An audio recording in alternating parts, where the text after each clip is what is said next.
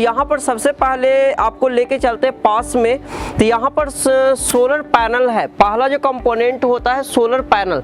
Solar panel यहाँ पर loom solar का लेटेस्ट टेक्नोलॉजी का शार्क 550 बाईफेशियल एंड मोनोफेशियल दोनों टाइप का सोलर पैनल आपको यहाँ पर आपको देखने को मिल रहा है। सबसे पहले ये दोनों सोलर पैनल का यूज केस को समझते हैं कि आपके लिए कब ये सोलर पैनल बेनिफिशियल रहेगा, कौन सा सोलर पैनल बेनिफिशियल रहेगा। तो यहाँ पर सबसे पहले हम बाईफेशियल की बात कर लेते हैं। बाईफेशियल में वो ये सोलर पैनल ऐसा सोलर पैनल है कि आपके पास स्पेस लिमिटेड है बट जनरेशन आपको ज़्यादा चाहिए और आपके पास हाइट पर सोलर पैनल लगाने की जगह है, तब आप बाईफेशियल सोलर पैनल में जा सकते हैं।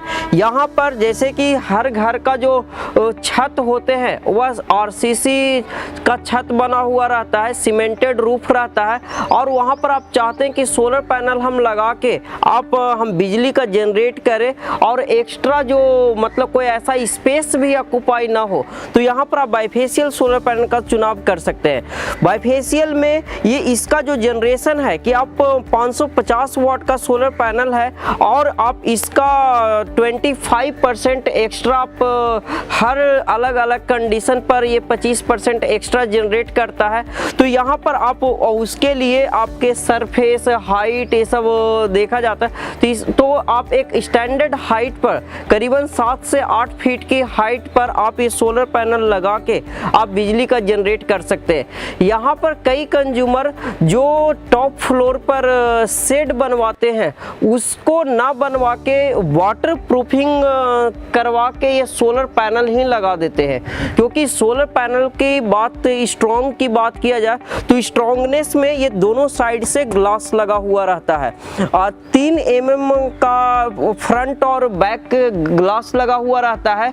तो आपको इतने स्ट्रॉन्ग ग्लास की आप किसी टाइप के मंकी या कोई पर्सन इस पर भी चढ़ रहे हैं तो आपको ये पैनल नहीं टूटेगा, क्योंकि इसका फ्रंट लोड और बैक लोड करीबन 150 kg का रहता है और एक ह्यूमन का वेट आप समझ सकते हैं कि कितने kg का होता है। तो ये सोलर पैनल जनरली ये वन टाइम इंस्टॉल होने के बाद ये किसी तरीके से ब्रेकेज का ऐसा कोई चक्कर नहीं रहता और जब इंस्टॉल होता है तो ये आपको सोलर पैनल इस तरीके से सेट रहता है। तो यहाँ पर जब भी इंस्टॉलेशन प्रोसेस किया जाता है तो कोई भी ग्लास पर नहीं चढ़ते हैं, ये जो स्ट्रॉन्ग फ्रेम दिया हुआ है उस पर चढ़ के इसकी इंस्टॉलेशन मेंटेनेंस ये सब सारा कुछ किया जाता है। तो यहाँ पर ये बाईफेशियल का ये बेनिफिट्स है। अब हम बात कर लेते हैं इधर मोनोफेशियल। मोनोफेशियल के केस में यदि आप ये सोलर पैनल का सिलेक्शन कर रहे हैं तो ये solar panel generally commercial, industrial, residential और सोलर पार्क ऐसे यूटिलिटी सेक्टर इन सभी में ये सोलर पैनल का इंस्टॉलेशन किया जाता है।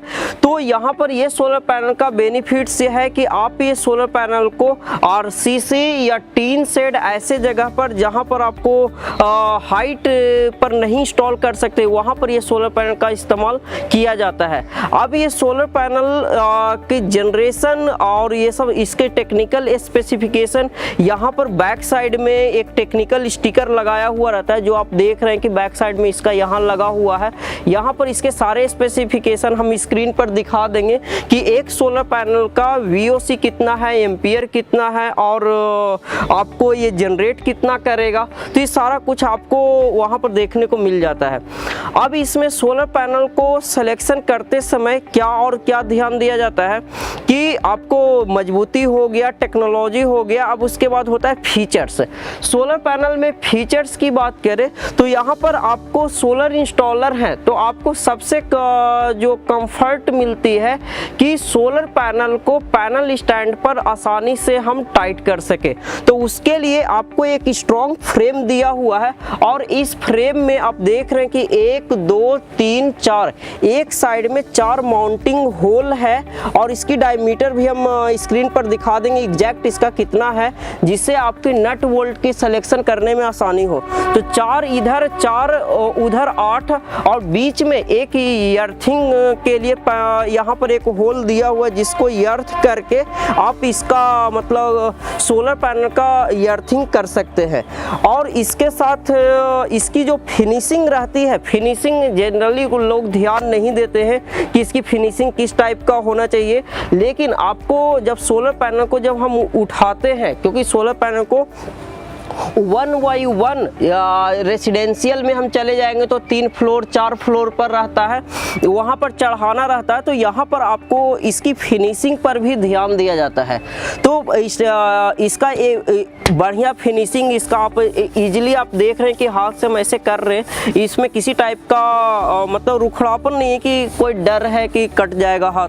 तो आपको ये स्ट्रॉन्ग फ्रेम फिनिशिंग के साथ मिल जाता है। उसके बाद यहाँ पर आपको मिलता है एक MC4 कनेक्टर के साथ 1-1 मीटर का वायर, DC वायर लगा हुआ रहता है, एक पॉजिटिव निगेटिव। तो जनरली इसको इंस्टॉलेशन करने में आपको काफ़ी हेल्प मिलता है कि आपको जब वायरिंग करते हैं तो आपको पैरेलल करने के लिए इसको कनेक्शन एक दूसरे से करने के लिए प्लस माइनस करते हुए आप बढ़ाते चले जाते हैं, तो ये आपको एक बेनिफिट्स मिल जाता है। तो आज के टाइम में हर सोलर पैनल में ये आ जाता है। तो ये आपको एक सोलर पैनल का प्रॉपर यहाँ पर आपको देखने को मिल जाता है। सोलर पैनल लगवाने का खास पर्पस ये होता है कि हम 25 साल तक, 25 से 30 साल तक हम बिजली को बनाएंगे, तो क्या ये सोलर पैनल का जो डिग्रेडेशन है वो कितना % है। तो आपको 1-2 साल में ये डिग्रेड होता है, उसके बाद ये लिमिट हो जाता है। डिग्रेडेशन का जो नंबर है वह हार्डली 10% का होता है, उसके नीचे डिग्रेड नहीं होता है। डिग्रेडेशन का मतलब ये है कि जो जनरेशन आज के दिन में लिखा हुआ है, क्या ये 25 साल तक कितना जनरेट करेगा। तो ये नंबर आपको डिग्रेडेशन, जो इसके साथ एक IV कर्व रिपोर्ट जाता है, उसमें आपको सब कुछ लिखा हुआ रहता है कि डिग्रेडेशन रिपोर्ट, उसमें सारा कुछ मेंशन किया हुआ रहता है। तो ये सोलर पैनल का पूरा आपको पहला कंपोनेंट सोलर पैनल है। सोलर पैनल के बारे में और कुछ जानना चाहते हैं तो आप वीडियो के कमेंट सेक्शन में पूछ सकते हैं,